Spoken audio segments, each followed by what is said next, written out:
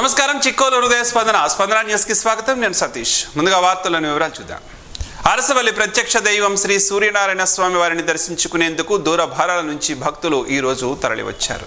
దూర భారాల నుంచి విచ్చేసిన భక్తుల దర్శనార్థం ఆలయ అధికారులు క్యూ లైన్లు ఏర్పాటు చేయగా ఈ క్యూ లైన్ల గుండా భక్తులు స్వామివారిని దర్శించుకున్నారు. భక్తులు ముందుగా ఇంద్ర పుష్కరిణి వద్ద ఏర్పాటు చేసిన స్నానపు గదుల్లో స్నానమాచరించి స్వామివారికి మొక్కులు చెల్లించుకున్న అనంతరం స్వామివారిని దర్శించుకుని తీర్థప్రసాదాలు స్వీకరించారు. అలాగే ఆలయ అనివెట్టి మండపంలో సామూహిక సూర్య నమస్కారాల కార్యక్రమాన్ని అర్చకులు నిర్వహించారు. ఈ కార్యక్రమంలో భక్తులు పాల్గొని స్వామివారి అనుగ్రహాన్ని ఆకాంక్షించారు. ఆలయ ప్రాంగణంలో దర్శనం అనంతరం తిరిగి వెళ్లే భక్తులకు ఆలయ అధికారులు ఉచితంగా ప్రసాదాన్ని అందజేస్తున్నారు. ప్రతిరోజు ఆలయ ప్రాంగణంలో జరిగే అన్న ప్రసాద వితరణ కార్యక్రమం ఈ రోజు కూడా జరిగింది. ఆలయ ప్రాంగణం అంతా భక్తులతో కిటకిటలాడగా భక్తులకు అన్ని ఏర్పాట్లను అధికారులు ఏర్పాటు చేశారు. ఈ రోజు ఉదయం AP high court justice Subbareddy Shetty స్వామివారిని దర్శించుకున్నారు. వారికి ఆలయ ప్రధాన అర్చకులు ఇప్పిలి శంకర్ శర్మ, ఆలయ కార్యనిర్వహణాధికారి KNVD ప్రసాద్లు స్వాగతం పలికారు. తదుపరి ఆలయ అర్చకులు వేద మంత్రాలతో ఆశీర్వదించారు.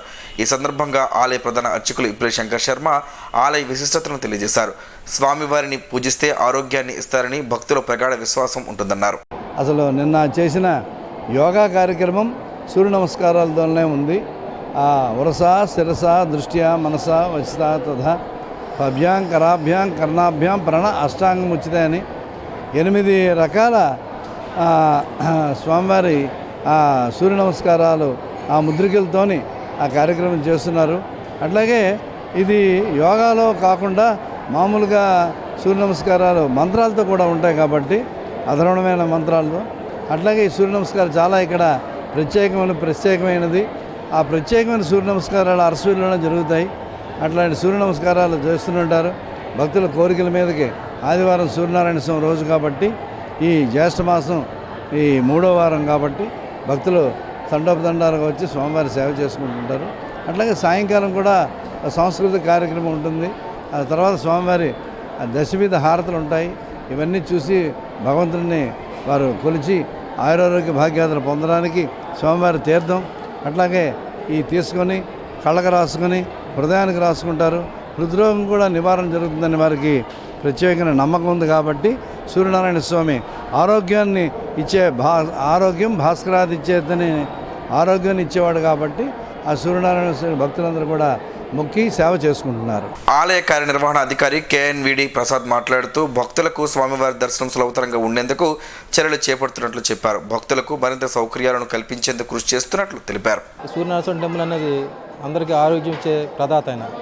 ఆయన దగ్గర వచ్చేటప్పుడు మనం అందరూ కూడా గర్వంతో కాకుండా ఆయన దగ్గర మనం కోరుకుంటే ఆరోగ్యం ఇచ్చే ప్రదాత కాబట్టి మనం ఆ విధంగా నడుచుకోవాలి. ఇక్కడ నేను చాలా పసిగట్టింది ఏంటంటే చూసింది ఏంటంటే అభిషేకాల్లో కానీ అలాగే సూర్య నమస్కారాలు కానీ కళ్యాణంలో కానీ వాళ్ళు ఇష్టపడ్డ డ్రెస్సు అంటే ఒక డ్రెస్ కోడ్ లేదు, సాంప్రదాయం లేకుండా ప్రతి భక్తులు అంటే మనం ఇన్ఫామ్ చేయకపోవడం వచ్చిన ప్రాబ్లం. అందుకే అది ప్రత్యేకించి ఈ రోజు నుంచి మేము అమలు చేయడం మొదలెట్టాము. ఎవరైనా సరే ఏ భక్తులైనా సరే తప్పనిసరిగా లేడీస్ అయితే చీరలు అదే చూడీదార్ అయితే నో ప్రాబ్లం. అది కాకుండా పురుషులు మాత్రం తప్పనిసరిగా పంచి కట్టుకొని రావాల్సిందే. పంచి కొట్టుకుంటేనే మేము ఎటువంటి సేవలు మాత్రం ఎలా చేస్తాం. అది మనం సాంప్రదాయం కాపాడితేనే ముందుకు వెళ్తాం. అలాగే రానున్న రోజుల్లో మా చుట్టుపక్కల టెంపుల్ డెవలప్ చేయాలంటే ముందు స్థలాలను మేము వెరిఫై చేస్తాం. అవి కొనుగోలు చేసుకుని డెవలప్ చేయడానికి ముందుకు వెళ్తాం అన్నది.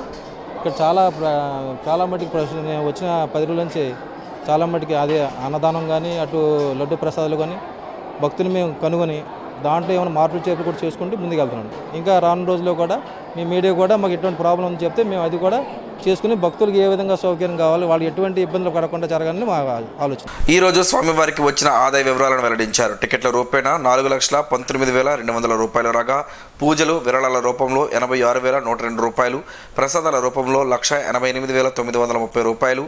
ఈరోజు మధ్యాహ్నం 1:40 వరకు శ్రీ స్వామివారికి ఆదాయం వచ్చిందని ఆలయ ఈవో తెలిపారు. వైకేపా 5 ఏళ్ల పాలనలో గ్రామీణ రోడ్లను పట్టించుకున్న పాపాన పోలేదని రాష్ట్ర వ్యవసాయ శాఖ మంత్రి కింజరాపు అచ్చెన్నాయుడు ఆరోపించారు. ఆదివారం శ్రీకాకుళం జిల్లా టెక్కలి నియోజకవర్గం నందిగం మండల పరిధిలోని పలు అభివృద్ధి కార్యక్రమాలకు పనులకు మంత్రి శంకుస్థాపన చేశారు. ఈ సందర్భంగా మంత్రి మాట్లాడుతూ చాలా గ్రామాల్లో రహదారులు నామరూపాలు కోల్పోయినప్పటికీ కనీస మరమ్మతులు 5 ఏళ్ల పాటు చేపట్టలేదని ఆరోపించారు. గ్రామాలకు మౌలిక సదుపాయాల కల్పన లక్ష్యమని పేర్కొన్నారు. డ్రైనేజీ, త్రాగునీరు వంటి సౌకర్యాలు కల్పించడం జరుగుతుందని తెలిపారు.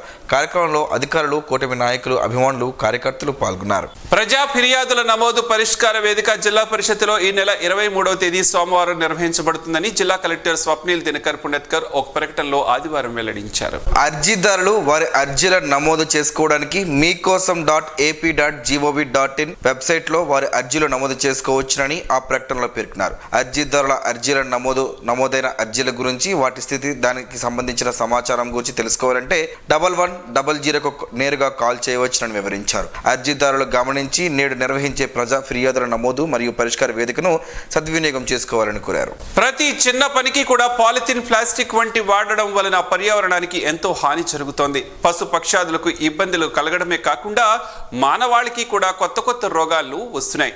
పర్యావరణానికి హాని చేసే పాలిథిన్ కవర్లను దూరం చేసే మహాయజ్ఞంలో ప్రతి ఒక్కరూ భాగస్వాములు కావాలి. మానవాళికి పెను ప్రమాదంగా తన ఉనికిని చాటుకుంటున్న పాలిథిన్, ప్లాస్టిక్ వంటి ఉత్పత్తులు, వాటి రూపాలను ఎప్పటికప్పుడు దర్శనమిస్తూనే ఉంది. అధికారులు, మేధావులు పాలిథిన్, ప్లాస్టిక్ ఉత్పత్తులు వాడొద్దని ఎన్ని రకాల నిర్బంధనలు, ఆజ్ఞలు, ప్రచారాలు, అవగాహనలు కల్పించినప్పటికీ అవేవి పాలిథిన్ వాడకాన్ని ఆపే ప్రయత్నం చేయలేకపోతున్నాయి. ఈ ప్లాస్టిక్ ఉత్పత్తుల వలన మూగజీవాలు వాటిని తిని మృత్యువాత పడుతున్నాయి.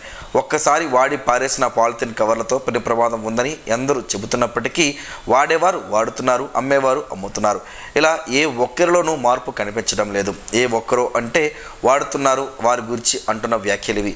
ఇప్పటికే చాలామంది పర్యావరణాన్ని రక్షించేందుకు ప్రయత్నాలు ముమ్మరం చేశారు. వారు వాడొద్దంటూ చిత్తశుద్ధితో ప్రచారం చేస్తున్నారు. పాలిథిన్ కవర్లు వాడేవారిలో విద్యార్థికులు ఎక్కువగా ఉండడం బాధించే విషయం. ప్లాస్టిక్ భూతంతో ప్రమాదం ఉందని ఎంత చెబుతున్నప్పటికీ నిర్లక్ష్యపు వాడకాలను వేయడం లేదు. వాడి పారేసిన పాలిథిన్కు బదులు గుడ్డ సంచులను వాడుకుంటే పర్యావరణానికి ఎంతో మేలు చేకూరుతుంది. ఇలా ఎన్నో మార్గాలు ఉన్నాయి. వాడకూడదనుకున్న వారికి ఎన్నో ఆలోచనలు కూడా వస్తుంటాయి. బజారుకు వెళ్ళినప్పుడు ఓ గుడ్డ సంచితో వెళితే పాలిథిన్ కవర్ అవసరం రాదు. వాటికి జోలికి వెళ్లాల్సిన పని కూడా లేదు. వాడకం అనేది అందరూ మానేయాలని, కానీ ఒక్కొక్కరి నుంచే ఈ ప్రయత్నం ఆరంభం కావాలి. మాంసం దుకాణానికి వెళ్ళినప్పుడు, టిఫిన్ కొట్టుకు వెళ్ళినప్పుడు చేదస్తం అనుకోకుండా ఓ స్టీల్ బాక్స్ను పట్టుకుని వెళితే చాలా సమస్యలకు పరిష్కారం దొరికినట్టే. మనమే ప్రభుత్వం అన్న ఆలోచన ప్రతి ఒక్కరిలో రావాలి. చెరువుల్లో పాలిథిన్, నదుల్లో, సముద్రంలో కూడా ప్లాస్టిక్ భూతం తన హవాను కొనసాగిస్తుంటే ఎంతో మేధావి అనుకుంటున్న మానవుడు ప్లాస్టిక్ వాడకాన్ని ఆపలేని బానిసగా తయారయ్యాడు. ఈ బానిస వలన సమస్త జీవరాశులకు కూడా ఇబ్బందులు కలగమనవు. అందుకే ఆలోచన చేయగలిగిన మనిషి ఒక్కసారి ఆలోచన చేసి ఈ ప్లాస్టిక్ కవర్ల వాడకాన్ని ఆపేద్దామంటూ ప్రతినబూనుదాం. ఎక్కడో తయారైతే ఇక్కడికి వస్తున్నాయి. మనం వాడడం మానేస్తే తయారీ దానంతటా అదే ఆగిపోతుంది. మనకు కావాల్సిన ప్రకృతికి అనుకూలమైన విధానాలను పారిశ్రామికవేత్తలు, మేధావులు తయారు చేయడం ఆరంభిస్తారు. మనం చేయాల్సిందల్లా ఈ ప్లాస్టిక్ భూతాన్ని తరిమి కొట్టేలా ఓ చిన్న ప్రయత్నంతో పాటు ప్రచారం రెండూ చేస్తూ మన బాధ్యతగా ముందుగా మనమే మానేద్దామని ప్రతిజ్ఞ చేయాల్సిన అత్యవసరం ఇప్పుడు అందరి ముందు ఉంది. ఏది ఏమైనప్పటికీ ప్రభుత్వం సింగిల్ యూజ్ ప్లాస్టిక్పై, వాటి ఉత్పత్తి కేంద్రాలపై కూడా నిషేధం చేయడం శుభపరిణామమైనప్పటికీ ఇంకా విచ్చలవిడిగా పాలిథిన్ కవర్లు కనబడడం బాధాకరం. జిల్లాలో రీసర్వీ పూర్తయిన గ్రామాల్లో జాయింట్ పట్టాదారులుగా వెబ్ల్యాండ్ 2.0లో నమోదు చేసుకున్న రైతులు ప్రభుత్వ పథకాలు పొందడంలో ఎదుర్కొంటున్న సమస్యలను పరిష్కరించేందుకు ప్రభుత్వం కీలక నిర్ణయం తీసుకుంది. ఇందులో భాగంగా ప్రత్యేక సబ్ డివిజన్ డ్రైవ్ను చేపడుతున్నట్లు జాయింట్ కలెక్టర్ ఫర్మాన్ అహ్మద్ ఖాన్ ఆదివారం ఒక ప్రకటనలో పేర్కొన్నారు. ఈ డ్రైవ్లో భాగంగా రెవెన్యూ శాఖ సాధారణంగా వసూలు చేసే 500 రూపాయల రుసుమును మినహాయించి కేవలం 50 రూపాయల నామమాత్రపు దరఖాస్తు రుసుముతోనే జాయింట్ పట్టాల విభజన చేసేందుకు వీలు కల్పించామని ఆయన తెలిపారు. ఈ సేవలు ఉచితంగా లభించనున్నాయని, జూన్ 30వ తేదీలోపు సంబంధిత గ్రామ సచివాలయాల ద్వారా దరఖాస్తు చేసుకోవాలన్నారు. భూ వివరాల విభజన అనంతరం అన్నదాత సుఖీభవ, తల్లికి వందనం, ఇతర పథకాల కోసం రైతులు అర్హులుగా పరిగణించబడతారని జేసీ స్పష్టం చేశారు. ఇప్పటికే పథకాల ప్రయోజనాలు పొందడంలో ఇబ్బందులు ఎదుర్కొంటున్న జాయింట్ పట్టాదారులు ఈ అవకాశాన్ని వినియోగించుకోవాలని సూచించారు. అన్నదాత సుఖీభవలో అర్హత కోసం ఆన్లైన్లో దరఖాస్తు చేసిన వారికి ప్రాధాన్యం ఇవ్వనున్నట్లు వివరించారు. పేద రైతులకు ఇది గొప్ప అవకాశమని, జూన్ 30వ తేదీలోపు దరఖాస్తు చేయాలని ఆయన విజ్ఞప్తి చేశారు. కూటమి ప్రభుత్వం అధికారంలోకి వచ్చినప్పటి నుంచి యువత భవిష్యత్తు అంధకారంలో నెట్టివేయబడిందని వైఎస్ఆర్సీపీ జిల్లా అధ్యక్షుడు ధర్మాన కృష్ణదాస్ తీవ్రంగా విమర్శించారు. వైఎస్ఆర్సీపీ అధినేత వైఎస్ జగన్మోహన్ రెడ్డి పిలుపు మేరకు ఈ నెల 23న రాష్ట్ర వ్యాప్తంగా నిర్వహించనున్న యువత పోరు కార్యక్రమాన్ని శ్రీకాకుళంలో పెద్ద ఎత్తున నిర్వహించేందుకు ఏర్పాట్లు జరుగుతున్నాయని తెలిపారు. సోమవారం ఉదయం 10 గంటలకు జ్యోతిరావు పూలే విగ్రహం నుంచి కలెక్టరేట్ వరకు శాంతియుత ర్యాలీ నిర్వహించి అనంతరం కలెక్టరేట్కి వినతి పత్రం అందజేస్తామని పేర్కొన్నారు. ఎన్నికల ముందు యువతను మభ్యపెట్టే మోసపూరిత వాగ్దానాలు చేసిన చంద్రబాబు చంద్రబాబు, పవన్ కళ్యాణ్, లోకేష్లు అధికారంలోకి వచ్చిన తర్వాత ఒక్క హామీ కూడా నెరవేర్చలేదని ధ్వజమెత్తారు. జిల్లా వ్యాప్తంగా ప్రతి నియోజకవర్గం నుంచి యువత, విద్యార్థులు పెద్ద ఎత్తున ర్యాలీలో పాల్గొని విజయవంతం చేయాలని పిలుపునిచ్చారు. చంద్రబాబు నాయుడు ఎన్నికల సందర్భంగా ఇచ్చిన హామీలను ఎప్పట్లోగా అమలు చేస్తారని సిపిఎం పార్టీ జిల్లా కార్యదర్శి డి గోవిందరావు, జిల్లా కార్యవర్గ సభ్యులు కె మోహన్ రావు, జిల్లా కమిటీ సభ్యులు నంబూరు షణ్ముఖరావు ప్రశ్నించారు. టక్కెలి మండలం జక్కరపేటలో సిపిఎం మండల కన్వీనర్ కొల్లి ఎల్లయ్య అధ్యక్షతన సర్వసభ్య సమావేశం జరిగింది. ఈ సందర్భంగా జక్కరపేటలో ర్యాలీ నిర్వహించారు. అనంతరం జరిగిన సభలో వారు మాట్లాడుతూ రాష్ట్రంలో టీడీపీ, జనసేన, బీజేపీ కూటమి పాలన ఏడాదిలో ఏమాత్రం సంతృప్తికరంగా లేదని, జనంకు అప్పులు తప్ప ఆదాయం లేని పరిస్థితిని ఏర్పడిందని విమర్శించారు. ఎన్నికల సందర్భంలో జిల్లాలో ఐటీడీఏ ఏర్పాటు చేస్తామని, జీడి పంటకు గిట్టుబాటు ధర కల్పిస్తామని, జీడి బోర్డు ఏర్పాటు చేస్తామని, వంశధార నిర్వాసితులకు స్పెషల్ ప్యాకేజ్ ఇస్తామని, పెండింగ్ ప్రాజెక్టులు పూర్తి చేసి చివరి భూముల వరకు నీరు అందిస్తామని, జిల్లా ప్రజలకు మెరుగైన వైద్య సేవలు అందిస్తామని చేసిన వాగ్దానాలు ఒక్కటి కూడా ఎందుకు అమలు చేయలేకపోయారో రాష్ట్ర వ్యవసాయ శాఖ మంత్రి కింజరాపు అచ్చెన్నాయుడు ప్రజలకు సమాధానం చెప్పాలని వారు డిమాండ్ చేశారు. ఎన్నికల సందర్భంగా జిల్లా ప్రజలకు ఇచ్చిన హామీలు ఎప్పటిలోగా అమలు చేస్తారో ప్రజలకు సమాధానం చెప్పాలన్నారు. సమావేశంలో సిపిఎం మండల convener Kolli Yellaiah, CPM party నాయకులు హనుమంతు ఈశ్వరరావు, బి వాసుదేవరావు, ఓరాజన లక్ష్మణ్, ఓరాజన దుర్గాప్రసాద్, బొంతు అప్పారావు, బందపల్లి రవి, హరీష్, గొంతు నరసమ్మ తదితరులు పాల్గొన్నారు. శ్రీ సత్యసాయి బాబా వారి శత జయంతి వేడుకల్లో భాగంగా కుద్దిరాం గ్రామాన్ని గ్రామ సేవా మహాయజ్ఞ గ్రామంగా శ్రీ సత్యసాయి సేవా సమితి మెట్టెక్కవలస ప్రతినిధులు ఎంపిక చేసుకున్నారు. ఆ గ్రామంలో జిల్లా అధ్యక్షులు సూర రామచంద్రరావు ఈరోజు జ్యోతి ప్రజ్వలన చేసి మెడికల్ క్యాంపును ప్రారంభించారు.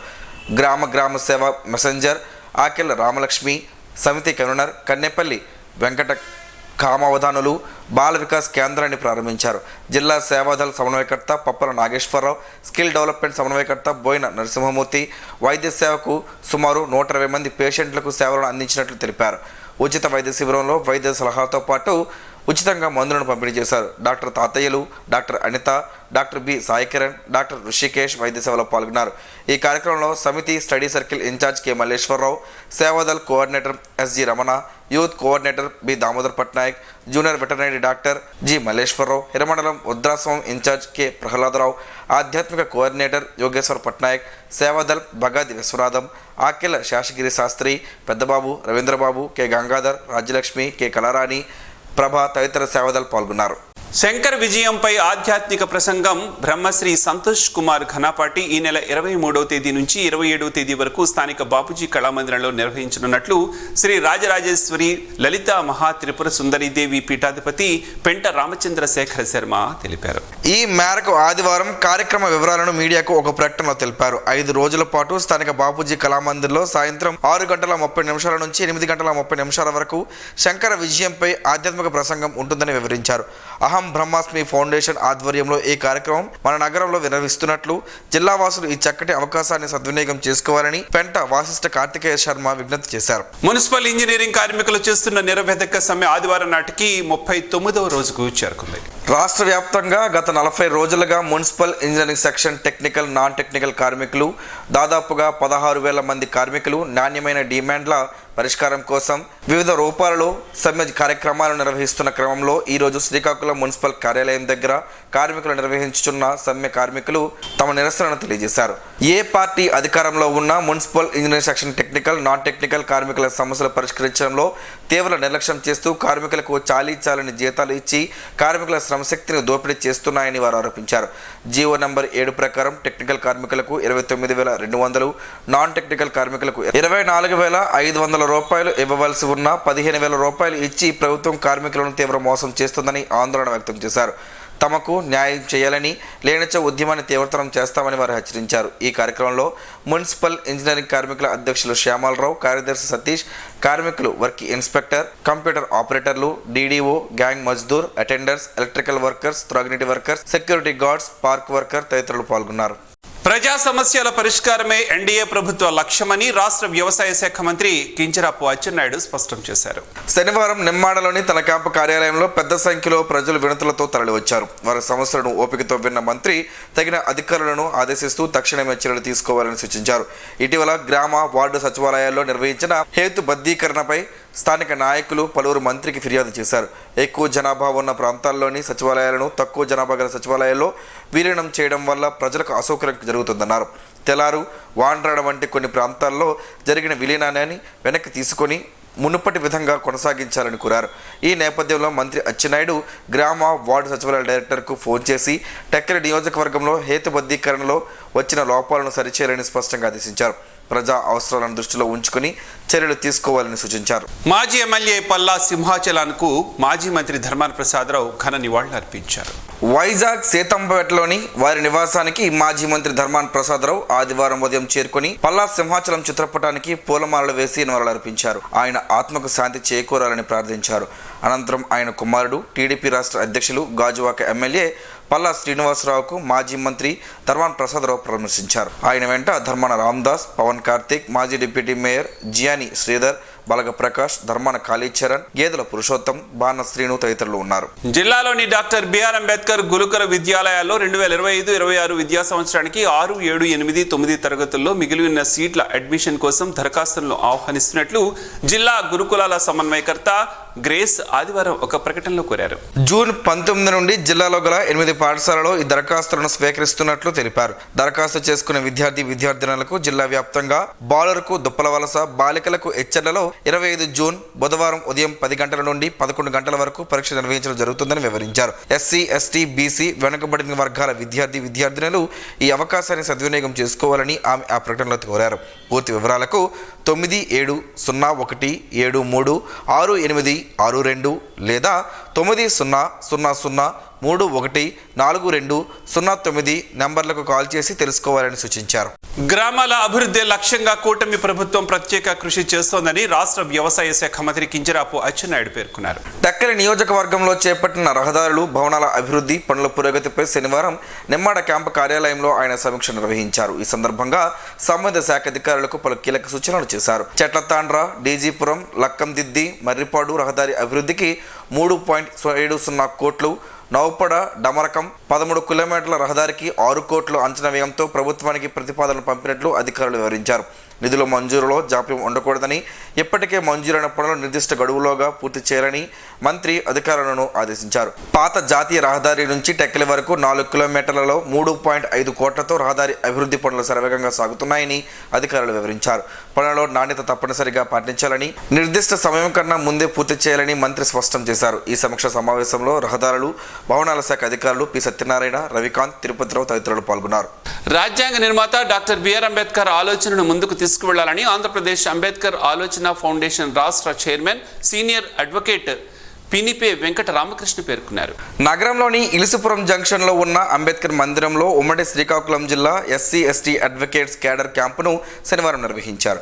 ముందుగా అంబేద్కర్ చిత్రపటానికి పూలమాల వేసి నివాళులర్పించారు. ఈ కార్యక్రమానికి ముఖ్య అతిథిగా పాల్గొన్న రామకృష్ణ మాట్లాడుతూ రాష్ట్రంలో 158 బార్ కౌన్సిల్స్ ఉన్నాయని, వాటిలో కూడా ఏఏఎఫ్ క్యాడర్ ఉందని చెప్పారు.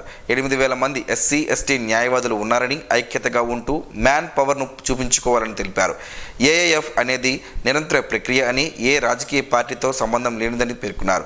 ఏది ఏమైనా అంబేద్కర్ మూమెంట్ను ముందుకు తీసుకెళ్లాల్సిన అవసరం ఉందని అన్నారు. కార్యక్రమంలో సీనియర్ న్యాయవాదులు Ponnada Ramu, B Muralikrishna, Runku Apparao, Ganji R Ezram, SC, ST monitoring committee సభ్యులు advocate Dandas John, Y Chalapathi, Badiya Kamaraju, AAF Visakha జిల్లా ప్రెసిడెంట్ వి చిన్నారావు తదితరులు ఉన్నారు. హోటల్ నిర్వహణ రంగాన్ని వృత్తిని ఎంచుకునే విధంగా విద్యార్థులు 2025-26 విద్యా సంవత్సరానికి దరఖాస్తులను జూలై 4వ తేదీలోపు కళాశాలకు పంపించాలని అడ్మిన్ ఇన్ఛార్జ్ కె శివరామకృష్ణ సూచించారు. ఆదివారం ఓ ప్రైవేట్ హోటల్లో ఏర్పాటు చేసిన విలేకరుల సమావేశంలో జిల్లా పర్యాటక అధికారి నారాయణరావుతో కలిసి ఆయన మాట్లాడారు. కేంద్ర, రాష్ట్ర పర్యాటక శాఖల సంయుక్త ఆధ్వర్యంలో తిరుపతిలో నడుస్తున్న state institute of hotel management, catering technology and applied nutrition సంస్థలో పలు కోర్సులకు ప్రవేశాలు ప్రారంభమయ్యాయని వెల్లడించారు. మరిన్ని వివరాలకు 9703433846, 9100558006, 9700440604 నంబర్లకు సంప్రదించాలని సూచించారు. ఉద్యోగులకు కార్మికులకు నష్టం కలిగించే 4 లేబర్ కోడ్లను ఉపసంహరించాలని వివిధ పెన్షనర్ల సంఘాల ఐక్యవేదిక కన్వీనర్ ఎం ఆదినారాయణమూర్తి డిమాండ్ చేశారు. స్థానిక ఎన్జిఓ హోంలో ఈరోజు జరిగిన వివిధ పెన్షనర్ల సంఘాల ఐక్యవేదిక సమావేశంలో కన్వీనర్ ఎం ఆదినారాయణమూర్తి మాట్లాడుతూ సుదీర్ఘ పోరాటం చేసి కార్మికులు సాధించుకున్న 44 కార్మిక చట్టాలు రద్దు చేయడం ఉద్యోగులు కార్మికులకు తీవ్ర నష్టం చేయడమే అన్నారు. ప్రభుత్వం అమలు చేయదలుచుకున్న పని గంటలు పెంపు, మహిళలకు నైట్ షిఫ్ట్లు, ఫిక్స్డ్ టర్మ్ ఎంప్లాయ్మెంట్ విధానం, జాతీయ ఆస్తులను ప్రైవేటీకరణ, ఇతర విధానాల పట్ల ఉద్యోగులు కార్మికులు సామాన్య ప్రజలకు నష్టదాయకమని, ఫలితంగా తీవ్ర అసంతృప్తితో ఉన్నారని అన్నారు. ఇప్పటికే పెరుగుతున్న ధరలు, నిరుద్యోగం, అసమానతలు, విద్య, వైద్యం, ప్రైవేటీకరణ, తగ్గుతున్న ఉద్యోగ భద్రత వంటి సమస్యలతో సామాన్య ప్రజలు తీవ్ర ఇబ్బందుల్లో ఉన్నారని, ఈ విధానాలకు వ్యతిరేకంగా పెన్షనర్లు తమ నిరసన తెలియజేస్తూ జూలై 9న సమ్మెకు మద్దతు తెలియజేయడానికి నిర్ణయించుకున్నారని తెలియజేశారు. సమావేశంలో వివిధ సంఘాల నాయకులు విఎస్ఎస్ కేశవరావు, డి పార్వతీశం, ఎం గోవర్ధన్ రావు, కె చంద్రశేఖరరావు తదితరులు పాల్గొన్నారు. నేరేడు పళ్లతో పలు ఆరోగ్య ప్రయోజనాలున్నాయని ఆరోగ్య నిపుణులు చెబుతున్నారు. ఆ వివరాలు ఏంటో ఈరోజు ప్రసారమయ్యే ఆరోగ్యమే మహాభాగ్యంలో తెలుసుకుందాం.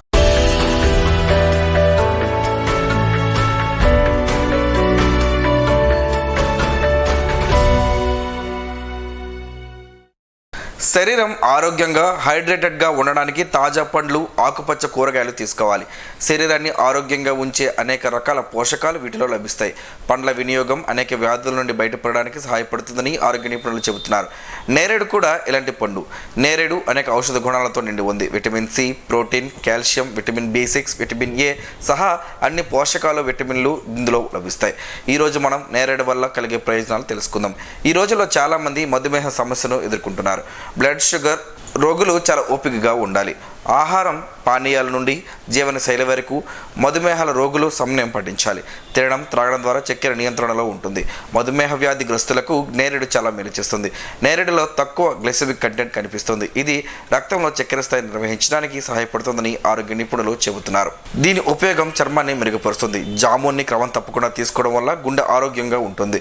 నేరేడులో పొటాషియం పుష్కలంగా లభిస్తుంది. ఇది హృదయ స్పందనను సాధారణంగా ఉంచడంలో చాలా సహాయపడుతుంది. నేరేడులో తీసుకోవడం వల్ల గుండెపోటు వచ్చే ప్రమాదం తగ్గుతుంది. నేరేడులో విటమిన్ సి పుష్కలంగా లభిస్తుంది. దీని ఉపయోగం రోగనిరోధక శక్తిని పెంచుతుంది. దీని కారణంగా మీరు అనేక వ్యాధుల నుండి దూరంగా ఉండవచ్చు. నేరేడులో క్యాన్సర్ నిరోధక లక్షణాలు ఉన్నాయి. దీన్ని క్రమం తప్పకుండా తీసుకోవడం వల్ల పెద్ద ప్రేగు క్యాన్సర్ ప్రమాదాన్ని తగ్గిస్తుంది. ఈ నల్ల పండులో యాంటీ ఆక్సిడెంట్లు ఉంటాయి. ఇవి ఫ్రీ రాడికల్ కణాలతో పోరాడడంలో సహాయపడతాయి. నేరేడు తీసుకోవడం ద్వారా శరీరం ఫిట్గా ఆరోగ్యంగా ఉంచుతుందని ఆరోగ్య నిపుణులు చెబుతున్నారు.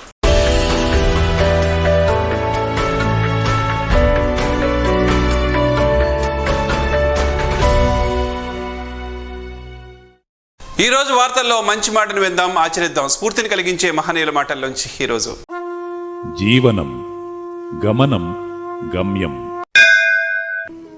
ఋషి చింతన. ప్రారంభం కంటే ముగింపు చాలా కష్టం. ప్రారంభం తపనతో మొదలగును, ముగింపు త్యాగంతో ముగించాలి. ఆకలికి ఉపశమనమే లేదు, అనుభూతికి ఉనికే లేదు. ఓం శ్రీ గాయత్ర్యై నమః. ఈ వార్తలు ఇంతటితో సమాప్తం. చూస్తూనే ఉండండి స్పందన న్యూస్, మీ మాటే మా బాట. స్పందన టీవీ ప్రేక్షకుల కోసం స్పందన న్యూస్ను యూట్యూబ్లో అందుబాటులో ఉంచడమైంది. SDV స్పేస్ స్పందన అని ట్యాప్ చేసి మీకు అనుకూలమైన సమయాల్లో న్యూస్ని వీక్షించవచ్చు.